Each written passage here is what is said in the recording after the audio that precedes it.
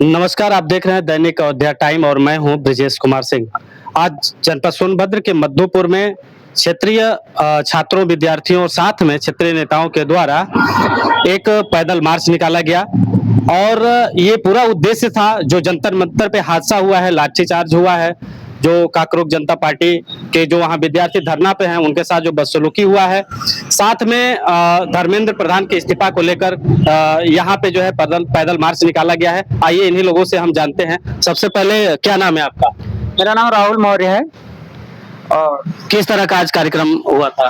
कार्यक्रम आज बहुत अच्छा हुआ और जो जंतर मंतर पे जो प्रोटेस्ट चल रहा है और जो दंडनीय तरीके से, बर्बरता तरीके से और हमारे भाइयों पे और विद्यार्थियों पे लाठीचार्ज की दिल्ली पुलिस, और कुछ दिल्ली पुलिस के साथ कुछ गुंडे बदमाश भी उसमें सम्मिलित थे, क्योंकि उनको पुलिस नहीं कहा जा सकता।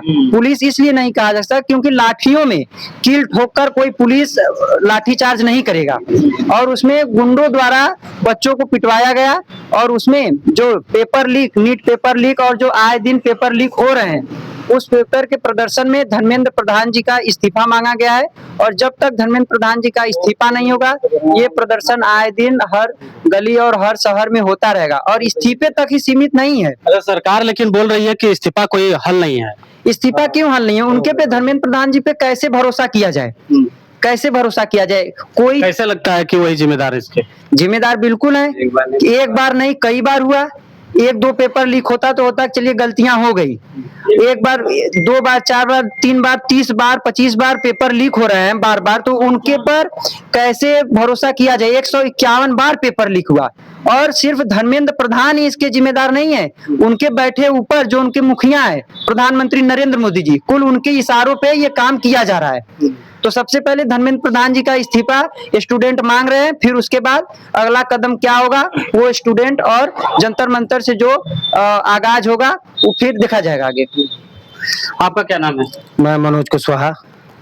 किस तरह का कार्यक्रम? आज इस देश में हो रहे नीट पेपर के विरोध में जो जंतर मंतर पर छात्र नौजवानों का के प्रोटेस्ट में हम लोगों ने आज मधुपुर बाजार में मार्च निकाला था, उसी के संदर्भ में आज कार्यक्रम हुआ था। आगे की क्या रणनीति रहेगी? आगे की रणनीति यह है कि जब तक धर्मेंद्र प्रधान का इस्तीफा नहीं होगा तब तक हम लोगों का संघर्ष जारी रहेगा। क्या उनका इस्तीफा ही हल है? इस्तीफा इसलिए हल है कि जो निकम्मा हो उसको कुर्सी पर बैठने का कोई अधिकार नहीं है। अगर आपसे वो काम नहीं हो पाता है तो आपको स्वाभाविक अपने से इस्तीफा दे देना चाहिए कि हमसे नहीं पड़ रहा है। आप इस्तीफा नहीं दे रहे और बच्चों के भविष्य के साथ खिलवाड़ कर रहे हैं। अपनी बिटिया को आप लंदन पढ़ा रहे हैं।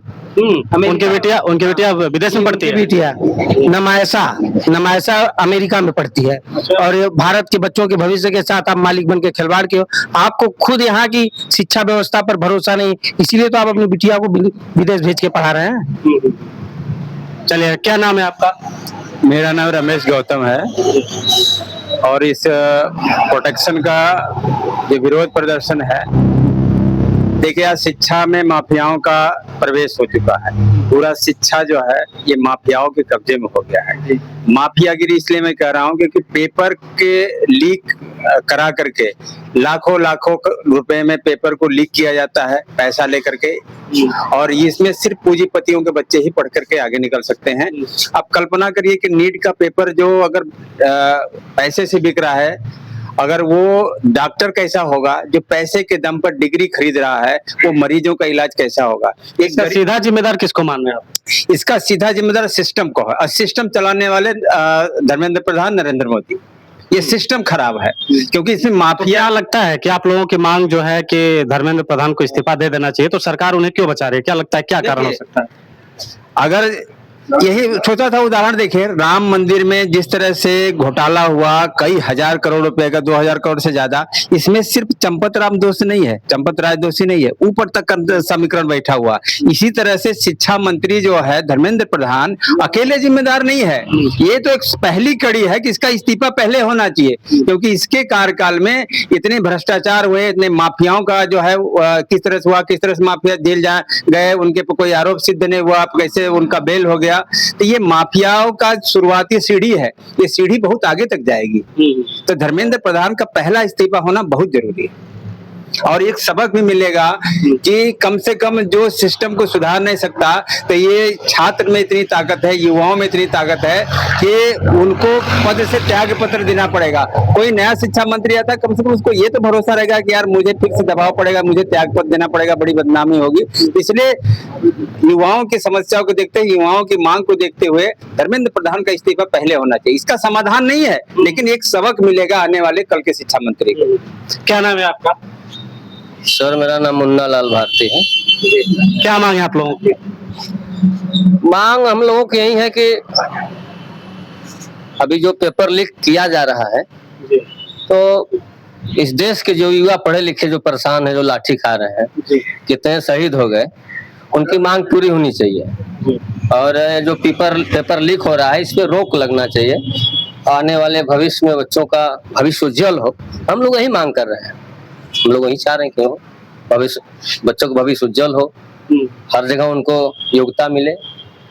चलिए ठीक है, क्या आगे की रणनीति रहेगी आप लोगों की? रणनीति की यही है कि जब तक धर्मेंद्र प्रधान जी का इस्तीफा नहीं होगा, तब तक ये धरना प्रदर्शन जारी रहेगा।